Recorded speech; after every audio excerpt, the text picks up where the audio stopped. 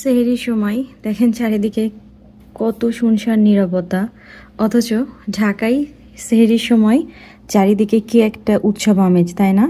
এবং সেহরির টাইমে তো সবার বাসায় আলো, মসজিদে কি সুন্দর গজল, আজানের ধ্বনি, হুজুররা ডাকে, কিন্তু এখানে শুনশান নীরবতা। চুপচাপ উঠে সেহরি করে অ্যাপস দেখে নামাজ পড়ে রেস্ট নিতে হয়। শুতে পারি না, মেয়ের স্কুল থাকে আসলে। আর বাংলাদেশে তো সব কিছুই রমজানের জন্য অনেকটা শিথিল হয়, টাইমিং থেকে শুরু করে অফিস টাইম চেঞ্জ হয়, স্কুল টাইম, কিন্তু এখানে জানেন কোনো কিছুই আমাদের জন্য না। এখানে আমরাই তো হচ্ছে আসলে মাইনরিটি। ঢাকাতেও যেমন নাইট শিফট থাকতো অনেক সময়, ওর এমার্জেন্সি আইটিতে ছিল, এখানেও ওর নাইটে করতে হয়। সো দেখা যায় ও ওখানে ওর মতো সেহেরি করে নেয়, কিন্তু সেহেরিটার জন্য কোনো কিন্তু টাইম দেয় না। ওকে 4টার সময় সেহেরি করে নিতে হয়, ওর ব্রেক টাইম, কিন্তু এদিকে আমাদের সেহেরির সময় আসলে 6:30, কতক্ষণ আগে বেচারাকে খেয়ে নিতে হয়।